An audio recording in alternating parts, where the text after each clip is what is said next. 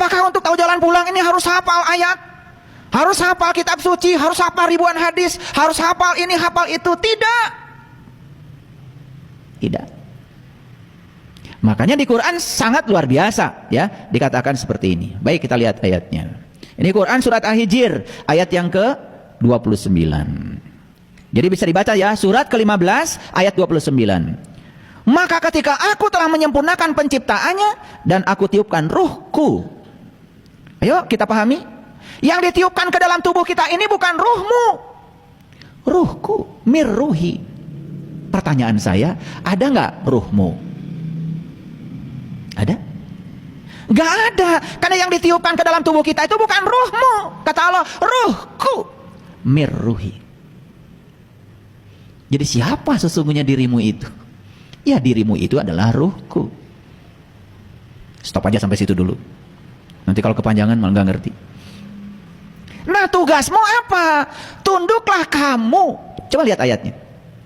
Fa idza sawaituhu wa nafakhtu fihi min ruhi faqa'u lahu sajidin. Jadi tugasmu adalah tunduk dan sujud kepada ruhku. Ada nggak di sini harus pesantren? Ada nggak di sini harus ini harus itu? Nggak ada. Tugasmu cuma satu, tunduk saja pada ruhku. Pertanyaannya, siapa yang harus tunduk? Ayo lihat saya semuanya. Yang harus tunduk itu adalah jiwamu, nafsmu. Pada siapa? Pada dua pembimbing yang hidup dalam dirimu, Nurullah dan Nur Muhammad. Itu yang membimbingmu. Kita hanya disuruh sujud ke situ saja. Itulah pesantren yang sebenarnya. Paham sekarang? Kan kita sudah banyak contoh. Mohon maaf, saya bukan menyepelekan. Orang hafal ini, hafal itu, tetapi perilakunya begitu. Bahkan dia mengatakan yang paling suci, yang paling baik, tapi kenyataannya begitu. Mohon maaf.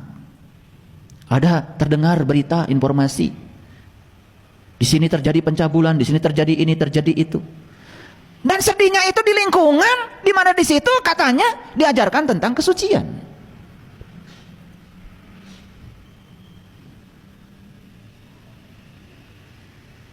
Jadi sederhana saja sebetulnya. Kalau ingin tahu jalan pulang, satu-satunya jalan pulang adalah sujudkan jiwamu pada ruhku. Itu saja.